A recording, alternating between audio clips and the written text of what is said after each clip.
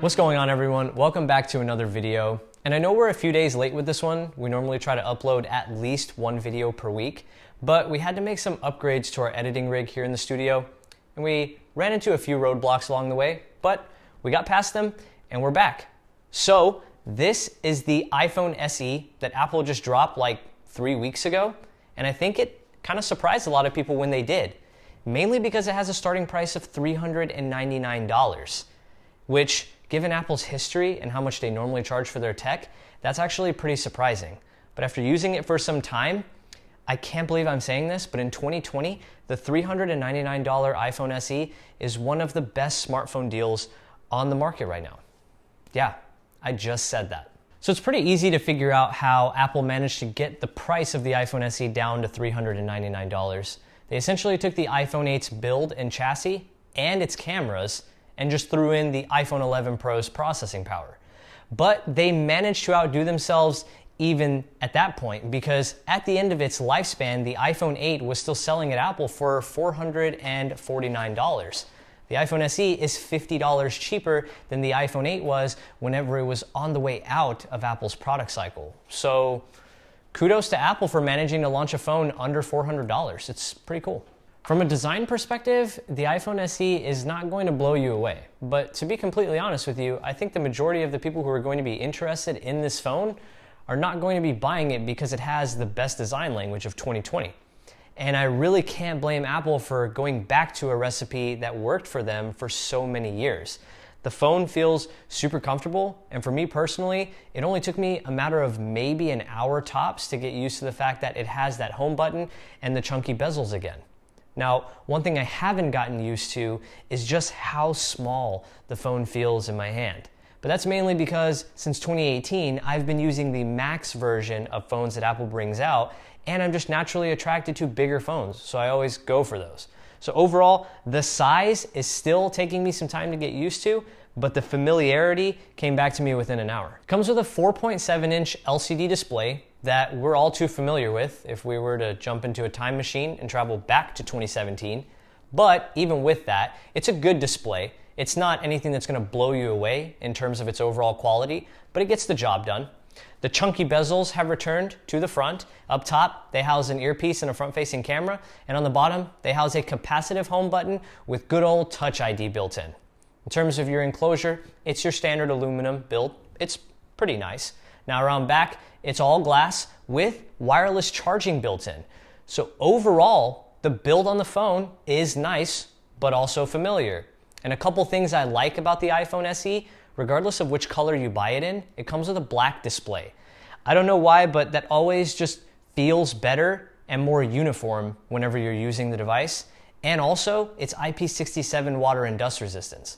So you don't really get water and dust resistance and wireless charging in a phone that's under $400, but you do on this phone. So again, pretty nice. Now the star of the show is obviously the A13 Bionic processor. It's the same exact one you're gonna find in the iPhone 11 and the iPhone 11 Pro line, which means performance is going to be incredible on this phone.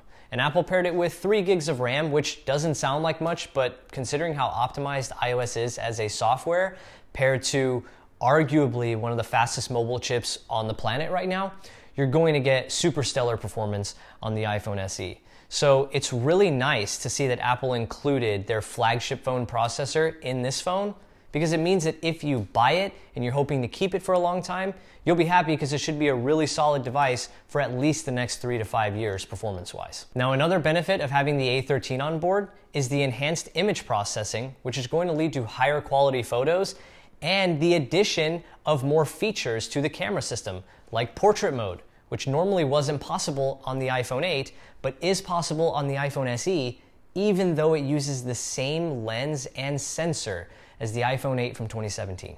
Now, normally, if you were to tell me that you're going to launch a phone in 2020, but its camera is going to be from 2017, I would be a little skeptical.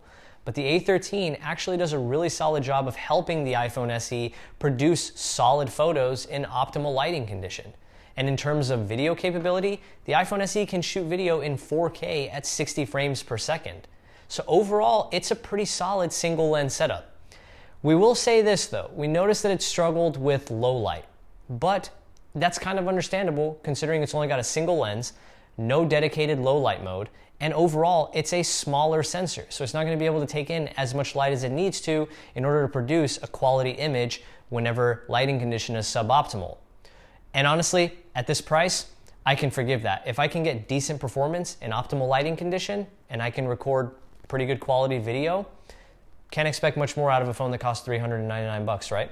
The only thing I wasn't too blown away with on the phone was the battery life.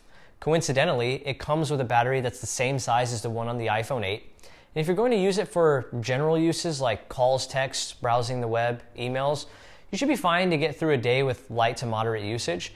The only time I noticed that battery life drained really quickly was whenever I did graphics intensive tasks like gaming.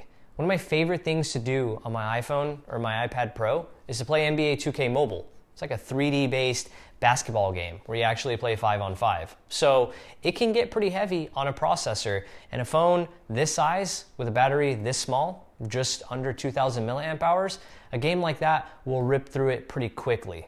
But again, I don't see too many people buying this phone for its ability to play 3D basketball games like NBA 2K Mobile. So battery life is decent, not anything too impressive. But overall, the iPhone SE is a really solid phone at a really good price. Now, I ideally see this phone being for someone who wants to get in on the iOS ecosystem, but really doesn't want to pay iPhone 11 or iPhone 11 Pro prices. Or maybe you're someone who really likes this type of smartphone design and you may still have an iPhone 6S or a 7 or an 8 and you just haven't wanted to upgrade because you don't want Face ID or you don't want to pay some of the ridiculous prices that Apple's new phones have been costing. This phone would be perfect for you. And if Apple offers you a trade-in value for your old device, that's even better. Now the iPhone SE comes in 3 colors, black, white, and product red, which I gotta say the product red looks amazing, and a portion of the sales go to fighting coronavirus. Normally it's AIDS, but Apple has kind of switched it up given the whole global pandemic situation. And it starts at, like I said, $399 for 64 gigs of storage, add $50 to that for 128, and add $100 to that for 256. So overall, really solid phone, and the upcoming unreleased Pixel 4a has officially been put on notice by Apple nonetheless. But that's it, guys. I'm gonna get out of here. I really hope you guys enjoyed the video. If you did, please be sure to hit subscribe down below. And as always, thank you for watching, and I'll catch you in the next one. Peace. But I will say that overall, it's a really comfortable and familiar design. So they brought back